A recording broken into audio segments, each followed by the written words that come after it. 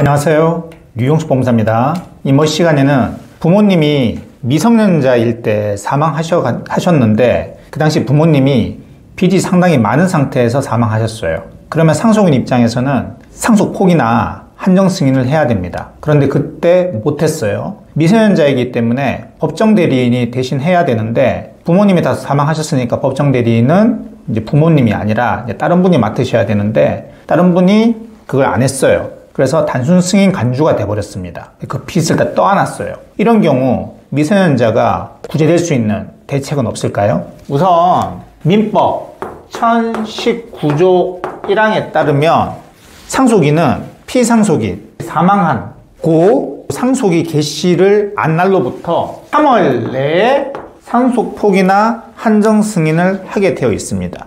이 부분도 일반인이 많이 헷갈려 하세요. 부모님이 사망한 날로부터, 그러니까 피상속인이 사망한 날로부터 3개월 이내. 아닙니다. 법조문을 정확하게 보셔야 돼요. 상속 개시를 안 날로부터 3월 이내입니다. 상속 개시는 언제가 발생할까요? 피상속인이 사망한 걸 안 날로부터예요. 일반적인 가정의 경우에는 부모님이 사망하면 바로 알죠. 그래서 일반인들이 많이 혼동해 하시는 것 같아요. 당연히 부모님이 사망하면 보통 당일 알죠. 늦어도 다음 날이면 압니다. 아니, 부모님이 사망하시면 제일 먼저 연락하는 사람이 바로 자녀니까요. 하지만 요즘에는 이 부모님하고 오랜 기간 동안 연을 끊고 사는 사람들도 상당히 많습니다. 예, 어떤 이유가 됐든 간에 여러 가지 각자의 사정이 있겠죠. 그래서 부모님이 사망하고 한 10년 뒤에 아는 경우도 있어요. 예, 제가 일을 하다 보면. 그러면 언제 안 거예요? 이 상속 개시가 있음을? 부모님 사망한 걸 10년 뒤에 알았잖아요. 이때로부터 3개월 이내예요. 예, 이때 상속 포기를 하시면 돼요. 아니, 그러니까 법률사무실에서도 그렇게 얘기를 해줬다는 사람도 있어요. 돌아가신 지 10년 뒤이기 때문에 상속 포기는 안 된다. 뭘 해야 된다? 1019조 3항에 보면요, 특별한정 승인이 있어요. 특별한정 승인을 해야 된다. 특별한정 승인은 뭐냐? 단순 승인을 했어요. 그러니까 피상속인이 사망한 걸 알고 3개월이 지났어요. 당연히 빚이 없는 줄 알고 그냥 상속 포기를 안 했어요. 그러면 3개월 지나고 아무것도 안 하면 단순 승인으로 의제가 돼요. 그런데 그 뒤에 알고 보니까 엄청난 빚이 있었던 거예요.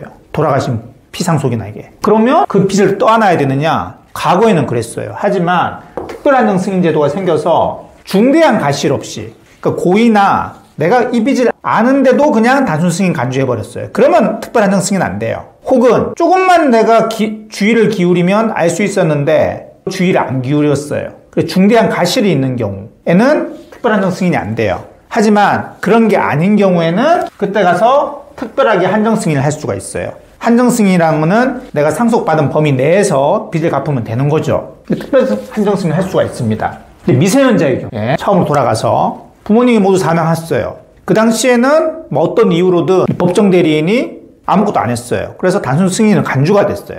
근데 알고 보니까 부모님이 빚이 엄청나게 많았던 거예요. 그럼 미성년자가 다 빚을 떠안아야 되냐? 당연히 부당하죠. 나중에 성년이 됐어요. 그러면 특별한정 승인을 하면 되지 않느냐? 제가 좀 전에 얘기한 1019조 3항에. 근데 1019조 3항에는 요건이 뭐가 있어요?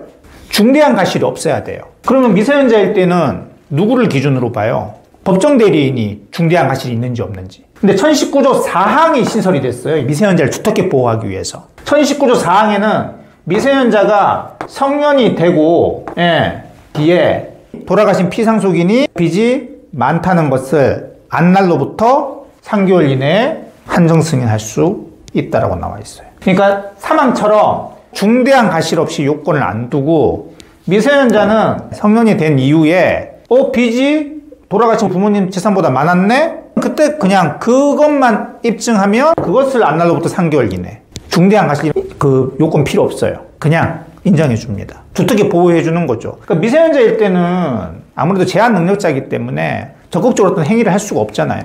그래서 2022년에 이 1019조 3항이 있음에도 불구하고 1019조 4항까지 둬가지고 미성년자를 두텁게 보호하고 있습니다. 그래서 미성년자의 경우에는 성년이 된 후에 요건 없이 그냥 빚이 아버지 재산보다 많네?